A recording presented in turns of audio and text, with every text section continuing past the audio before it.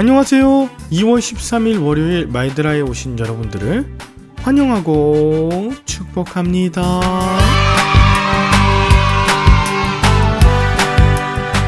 여러분, 지난 주말 예배 잘 들으셨나요? 저는 어제가 초월교회 부임한 지 1년이 되는 날이었어요. 한 해를 돌아보면 제가 한 것 아무것도 없이 그저 주님이 인도하시고 함께해 주신 것에 감사할 따름입니다. 특히 1년 넘도록 마이드라를 준비하고 진행하는 것이 참으로 신기하고 기특한데요. 초심 잃지 않고 매일매일 새로운 마음으로 주어진 일, 이 모든 일을 감당하도록 앞으로도 주님이 함께해 주실 것을 믿습니다.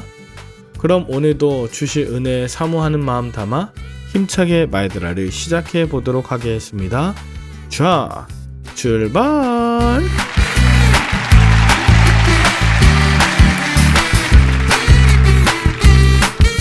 오늘은 여호수아 8장에 대해서 함께 나누어 보겠습니다. 지난 금요일 하나님께 바친 것을 도둑질한 아간을 아골 골짜기에서 돌로 치고 불사른 여호수아에게 하나님이 말씀하세요. 두려워하지 말라고, 놀라지 말라고요.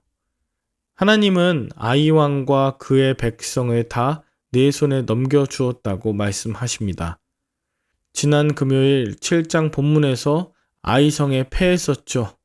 그러나 다시 말씀을 듣고 회개하면 주님이 함께 하시사 승리하게 하여 주실 것이라는 겁니다. 특히 하나님은 여호수아에게 군사들을 다 거느리고 일어나라고 하셨는데 이것은 아이성을 하찮게 여기지 말고 힘을 다하여 싸우라는 이야기고 다 거느리고 일어날 뿐 아니라 복병을 두라고 하셨습니다. 이것은 매복을 하게 하라는 것인데요.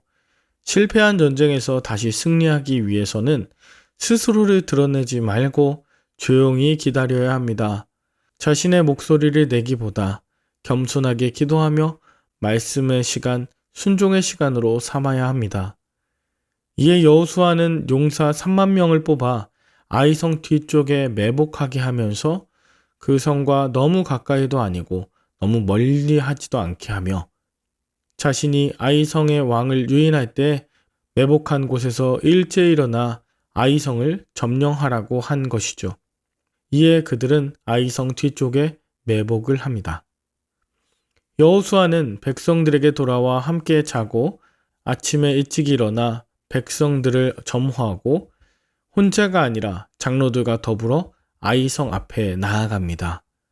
여호수아는 그들을 유인하려고 싸우기 불리한 골짜기로 들어가죠. 성 밖으로 싸우러 나왔던 아이왕은 거짓으로 패한 척 도망가는 여호수아를 추격합니다.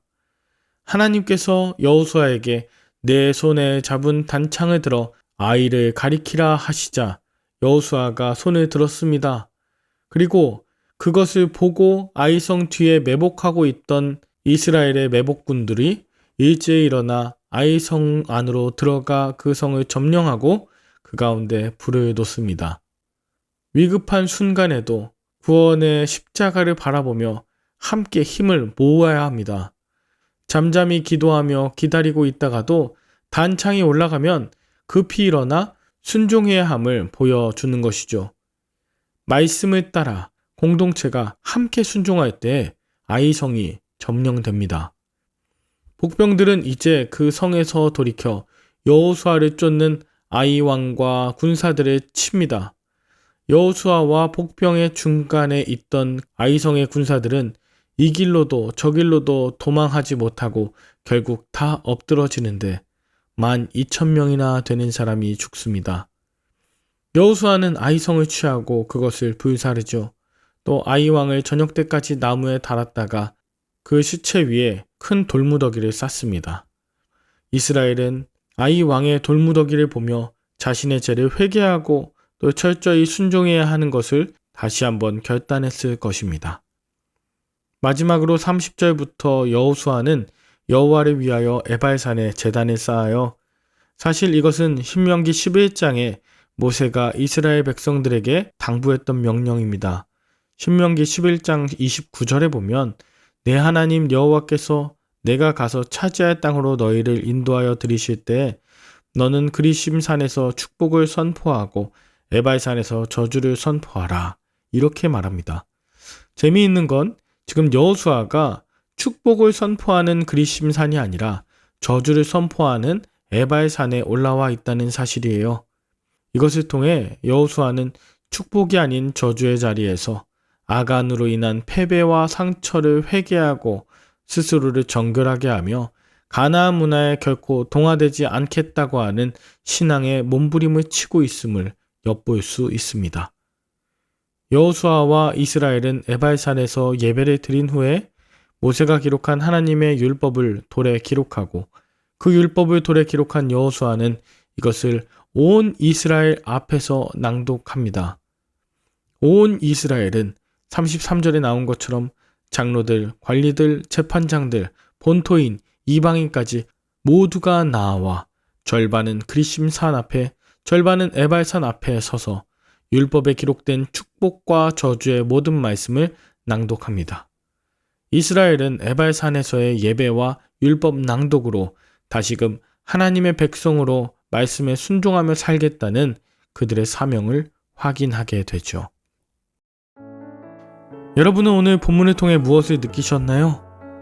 우리는 말씀을 지킬 때 축복을 받는 건 중요하게 여기면서 지키지 않아 생길 저주에 대해서 무감각한 삶을 살고 있진 않나 돌아보아야 합니다.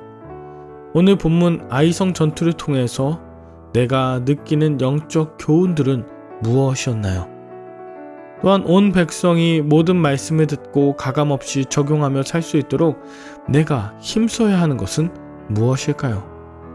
저는 믿음의 단창을 들고 백성들 앞에 앞장서 전투에 나가며 또 에발산에 올라 진정한 예배를 드리고 율법을 돌에 새기며 말씀을 낭독하는 그런 여호수아와 같은 리더가 되길 소망합니다.